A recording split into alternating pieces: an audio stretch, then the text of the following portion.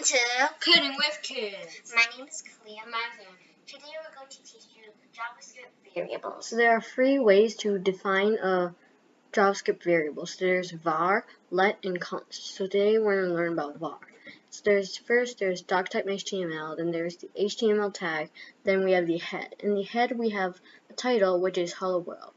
Then in the body we have the head2, which is JavaScript variables. And in the paragraph we have an ID equals message. So first we have a script tag, which allows us to write JavaScript inside HTML. So variables are basically containers to hold values, and JavaScript identifiers are case sensitive. So first we have var, x equals 3, then semicolon. So the x is the name and 3 is the value. So then we have another variable, which is var y equals 4, and then we have our last variable z equals x plus y.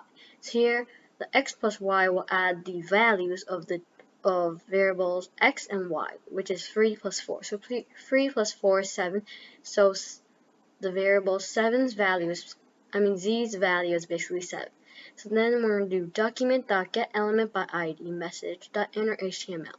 So here I'm trying to get an HTML element with the ID message. So in the paragraph, we also have the ID equals message, so it's going to go to link to the paragraph. And then we're going to do the value of z is, then plus the value of the variable z. So it'll be the value of z is 7, because the value of z is 7. So I'm going to save it and open in default browser. So our default browser is Google Chrome. So here there's hello world, then the head2 is JavaScript variables, and here in the paragraph it's the value of z is 7. Okay, that works. Next we're going to do this, which is var number equals 1.23. So JavaScript variables can hold numbers and text. Strings need double quotes like here, or single quotes. Numbers don't need quotes. So here we have a number variable with a number, which is 1.23. Then we have a name with double quotes, which is Andrew, and is a string. And we have a greeting equals hello world with single quotes. So then we're going to do document.getElementById message again, which will link to the paragraph again.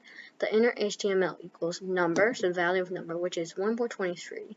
Now we'll do a break tag, which will go to the next line. Then name, break again, and then greeting. So we're going to save it and run it. So here it'll be, there's 1.23, then the next line there's Andrew, and then the next line hello world. So that worked, okay? So just like print 1.22, then 23, then the next line Andrew, then the last line hello world. So now you can also declare multiple variables in one line. So we only need one var. Name equals Andrew, so we don't need semicolon yet. We only need comma. Then city equals New York, comma, and temperature equals 90. Then at the end of declaring all the variables, we're going to do a semicolon. So this way, it doesn't take up that much space, but it's more like messy because it's like they're all squished together. So I don't recommend this. So then we're going to do document.getElementById message, the inner HTML, so it's going to go to the paragraph. Then we're going to do city, which is New York. So we're going to save it. And here. So there's New York now in the paragraph. Okay. Next, we're going to do here. We're going to do var city. So this variable is undefined. It has no value. Now, here, the value in the paragraph it says undefined because the variable is undefined. So if a JavaScript variable is undefined and you put it on a page, the value is undefined. Okay. Next, we're going to do this. So there's var city equals New York. Then we try to override it. Var city without a value. So it's an undefined variable.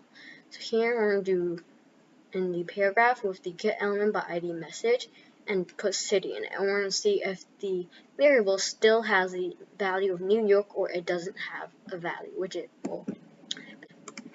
Okay. Okay, so we're opening default browser. Here it's New York, because when you try to override a variable that already has a value in it, and you override it with no value, the variable will still have the value. Okay. Next, we're going to do var x equals the 5, which is a string, plus 2, which is an integer, plus 3, which is also an integer. So here, there's a string and integer in one variable. So what will happen? What will happen is that the 5 is a string, right? So it'll turn the numbers after it, 2 and 3, yeah, into strings and get concatenated. So here it'll be, so all the numbers in variable x will be strings. Then we're going to document.getElement by ID message .inner HTML and get x into the paragraph. So let's do it. So it's 5, 2, 3 because they're all strings, so they're all together. So they're not now like values. They can't add together. They'll only put 5 and 2 and 3 next to each other. Yeah, okay. So next, we're going to finally we're going to do this. We're going to do variable x equals 2, 3, which are still integers, plus 5. So now 5 is at the end. So it's the 5, it's a string, so it'll only turn the numbers after it into strings. So 2 and 3 will remain integers. So we're going to do the same thing and see what will be in the paragraph. So here it's 5, 5. Which is 55. Yeah, because it adds the 2 and 3 together.